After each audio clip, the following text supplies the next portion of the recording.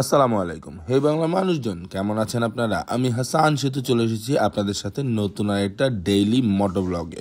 Exactly সারা দিনের activities, সারা রাতের activities, না রাত না দিন আর সন্ধ্যা মিলায় সব অ্যাক্টিভিটিস নিয়ে থাকবে আজকে আমাদের ব্লগ।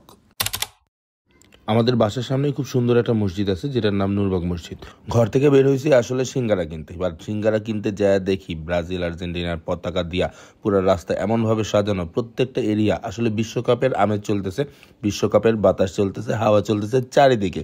শুধুমাত্র বাংলাদেশ না, পুরো বিশ্বেই চলতেছে। কিন্তু তারপরে বাংলাদেশের ফুটবল প্রেমীরা একটু বেশি ক্রেজি হয়ে থাকে, একটু বেশি পাগল আমরা ফুটবল নিয়ে। তো সিঙ্গারার সাথে এই লাল সসটা খালা মানে দিতে চাইছে এবং নিছি আমি, এবং সিঙ্গারা সমুচা নেওয়ার পরে আমি টুকু করে হাঁটতেছিলাম। বাংলাদেশের ছোট্ট পতাকাটা দেখে ভালো লাগতেছিল। আমার বাসা আসলে মসজিদের ঠিক অপোজিট গলিতেই আছে। তো সিঙ্গারা নিয়ে বাসায় ঢুকতে একটু ক্যামেরাটা অন করছিলাম আপনাদের সাথে কথা বলার জন্য, কিন্তু দাড়ি আর চুলের অবস্থা দেখে আর বলা হয় নাই। এই দেখেন পতাকা দিয়ে পুরা ভরা, উপরে আমার কৃষ্ণচূড়া গাছটা দেখা যাচ্ছে। তো চলে আসলাম বাসায়, মানি ব্যাগ আর চাবির রিং রাখার পরে, হ্যাঁ চাবির রিং কিসের এটা পরে বলতেছি, আমি সিঙ্গারাগুলো বের করতেছিলাম। এই যে সমুচা, কাঁচা পেঁয়াজ দিয়ে সিঙ্গারা সমুচা খাইতে অনেক বেশি মজা।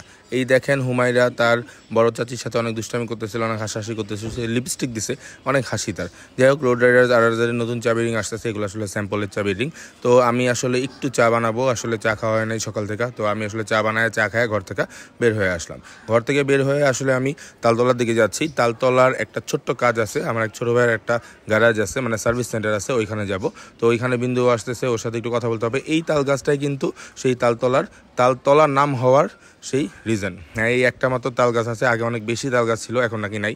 তো এই যেই সেই সার্ভিস সেন্টারটা, এখানে আমরা আসছি। কিন্তু আসার পরপরই বিন্দু বলতেছিল চা খাবে। তো চা খাওয়ার জন্য আমরা আসলে এই দোকানটার সামনে দাঁড়াই। আসলে সারাদিন আমার প্রচুর পরিমাণে চা খাওয়া হয়, চা ছাড়া আমার একদম চলেই না। যদিও আমি আসলে চিনিটা একটু কমানোর জন্য চেষ্টা করতেছি। হেলমেটের কালারটা অনেক ভালো লাগতেছিল।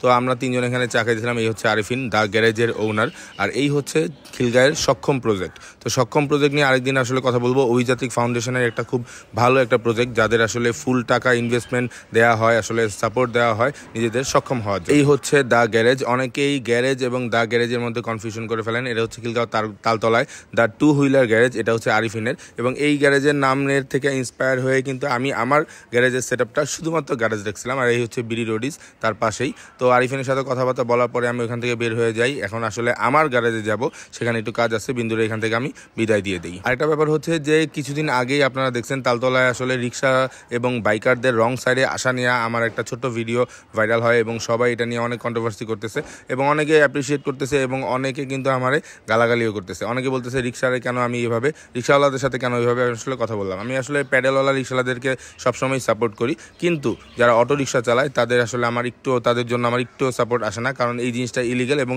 লোকাল এরিয়াতে প্রচুর পরিমাণে ডিস্টারবেন্স ক্রিয়েট করতেছে এই অটো রিক্সাগুলো।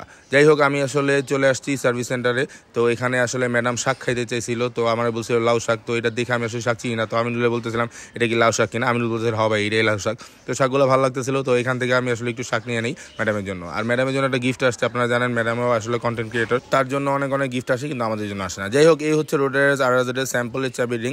এখানে আসলে স্যাম্পল দেওয়া হয়েছে, এখানে আরও ডেভেলপ করা হবে, ডিজাইন চেঞ্জ করা হবে। এটা জাস্ট আমরা কোয়ালিটি চেক করার জন্য আনছিলাম, যে আসলে প্রত্যেকটা জিনিসের কোয়ালিটিগুলো কেমন হবে। তো সবাই দেখে অবশ্যই জানাবেন রোডারেস আর নতুন চাবি রিং কেমন হচ্ছে, ছোটোটা দিলে ভালো হবে না বড়টা দিলে ভালো হবে। যাই হোক, এখানে আমার একটা অনেক পুরনো এক্সস্ট ফ্যান ছিল, এক্সস্ট ইন্ডাস্ট্রিয়াল ফ্যান। এই ফ্যানটা আমি আসলে ক্লিন করতেছি, কারণ ফ্যানটা আমি বিক্রি করে দিব, ফ্যানটা আমার প্রয়োজন লাগে না। তো এখনও ভালো আছে। তো সব কিছু চেক করে আমি দেখলাম, পরিষ্কার করে, না এখনও সেই বাতাস এবং ভালো এক্সস্ট সিস্টেম ক্রিয়েট করা যাবে কিচেনের জন্য বা কোনো হোটেলের জন্য বা কোনো বড় গোডাউনের জন্য। যদি কারো লাগে অবশ্যই আমাকে জানাবেন, আমি এটা আসলে বিক্রি করে দিব। যাই হোক, শাক আর ম্যাডামের গিফট নিয়ে হাইটা চলে আসলাম বাসায়। আসার পরে দেখি ম্যাডাম বসে আছে। ম্যাডামের জন্য এই ছোট্ট আয়নাটা একটা গিফট আসছিল, খুব সুন্দর একটা আয়না। তো আমি আসলে বাসায় যেয়ে খাওয়া দাওয়া করার পরে বের হয়ে যাই। বের হয়ে এখন আসলে আবার সার্ভিস সেন্টারে যাব, কিন্তু সার্ভিস সেন্টারে যাই একটা লিস্ট করতে হবে, লিস্ট করে আমাকে যাইতে হবে বংশাল।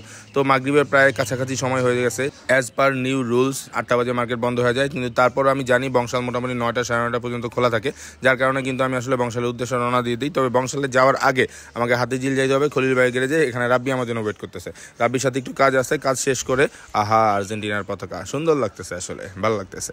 তো যাই হোক, আমি আসলে এখন পুরো সরাসরি যাচ্ছি হাতিঝিল। হাতিঝিল থেকে আমি আসলে খলিল ভাই গ্যারেজে যাব। একটা জিনিস দেখে আসলে ভালো লাগলো, ভালোবাসার জন্য আসলে টাকা দরকার হয় না, পার্টনার যে অবস্থায় থাকুক না কেন সেই অবস্থাতেই হ্যাপি থাকা যায়। দেখেন কত সুন্দর কাপল সাইকেলে গেলে ঘুরতেছে, এরকম সিচুয়েশন আসলে ঢাকা শহরে এখন খুব কম দেখা যায়, কিন্তু তারপরেও ভালোবাসা এক্সিস্ট করে, এটা আমি বিশ্বাস করি। এবং আমি বিশ্বাস করি আপনি যদি আসলেই মন থেকে ভালোবাসা মানুষকে চেয়ে থাকেন তাহলে ভালোবাসা মানুষকে আপনারা পাবেন। তো দেখতে দেখতে সন্ধ্যা হয়ে গেছে। এই হচ্ছে আমাদের খলিল ভাইয়ের গ্যারেজ। খলিল ভাইয়ের গ্যারেজ আসলে বেসিক্যালি খলিল ভাই ইঞ্জিন এক্সপার্ট, খুব বেশি ভালো কাজ করে, বিভিন্ন ক্রিটিক্যাল ইঞ্জিনের প্রবলেম সলভ করতে পারে, খুব ভালো কাজ করে ইঞ্জিনের। তো সেখান থেকে আমি আসলে রাব্বিকে পিক করে এখানে দাঁড়াই, কারণ এই ঠিক অপোজিটই আমাদের রাব্বির বাসা। তো রাব্বি আমাকে বলে ভাই একটু ওয়েট করেন, আমি আসতেছি, প্রুত করে দৌড় দেয়। তো আমি এখানে দাঁড়ায় থাকি, রাব্বির জন্য ওয়েট করি। তো অবশেষে রাব্বি আমার কাছে আসে এবং আসার পরে রাব্বি আমাকে একটু ভালোবাসা দেয়। হ্যাঁ, ভালোবাসাগুলো আমি আসলে গণি, টোটালটা গণার পরে আমি নিয়ে রাব্বিকে বলি থ্যাংক ইউ সো মাচ আমাকে এই ভালোবাসা দেওয়ার জন্য, আপাতত বিদায় নিচ্ছি।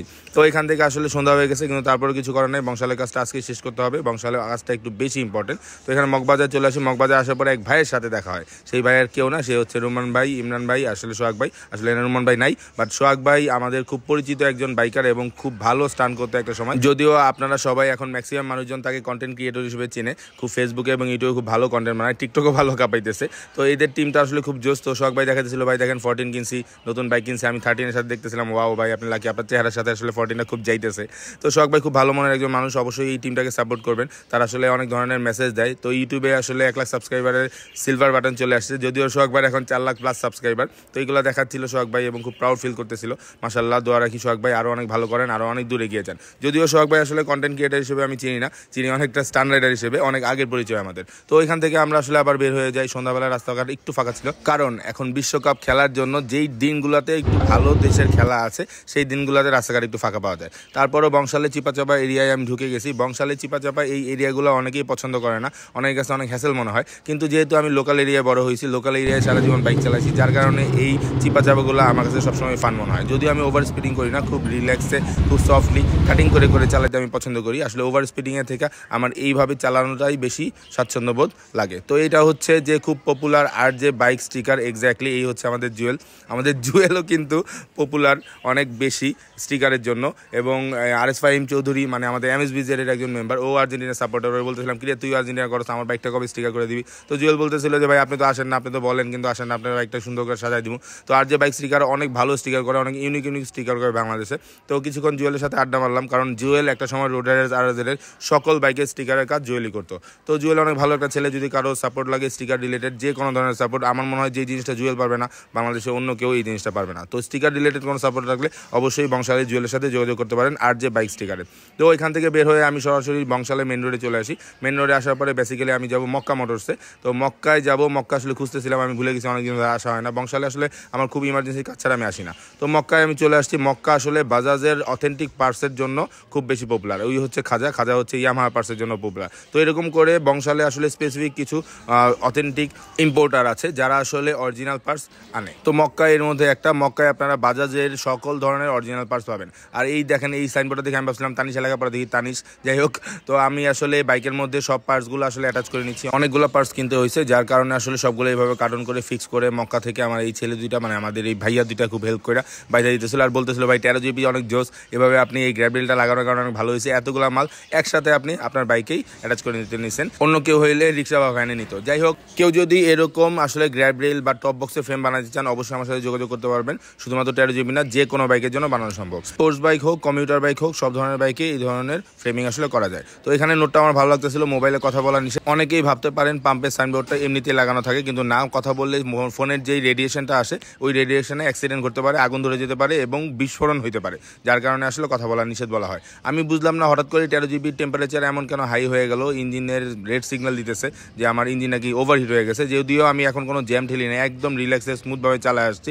তো 13 জিবি এই জিনিসটা খুব ভালো আমার কাছে লাগে, যেটা হচ্ছে যে ইঞ্জিনের টেম্পারেচারটার একটা সিগন্যাল দেওয়া যায় কতটুকু হিট হয়েছে। তো আমি আসলে গ্যারেজে এসে দেখি যে আসলে এটার ভিতরে এক ফোটাও কুলের নেই, একেবারে শুকায় খা হয়ে গেছে। তো আর কি, রাতেরবেলা শর্টকাটে একটা কম দামি কুলে নাই না, আসলে আপাতত বেসিক বললাম যেন আসলে ইঞ্জিনটা সাপোর্ট পায়। তো 13-এর এই ফিচারটা আমার কাছে অনেক বেশি ভালো লাগে। কুলের নাই এটা আমি খেয়ালও করি নাই। তো ইঞ্জিন এতটাই হিট হইতেছিল এবং মিটারে আমার সিগন্যাল দিচ্ছিল যে আমার ইঞ্জিন হিট হচ্ছে। তো এখানে আমার দেখেন আমার ফ্রেন্ড খোকা আসলে স্কুটার দিয়ে খুব ট্রাই করতেছে শেখার জন্য, এবং সে বলতেছে খুব চিলাচিলি করতেছে যে না আমি পারবো। আর পিছনে তন্ময় আমাদের আদিল ভাইয়ের বাইক নিয়ে আসছে, দেখে খুব কনফিউজ যে ফালাই দিবি, ব্যথা পাবি, বাইকটা নষ্ট হয়ে যাবো। তো খোকা বিরক্ত হয়ে করতেছে যা এই বাইকে আমি শিখবো না, যা আমি কালকে নতুন বাইক কিনবো যা। তো কুলেন ভরার পরে আমি আসলে চেসিসের বুশটা খুলতেছিলাম, কারণ চেসিসের বুশটা খোলার পরে এখানে একটু গ্রিস করতে হবে, কারণ আসলে একটু কচকচ করতেছিল, একদম শুকাই গেছিল।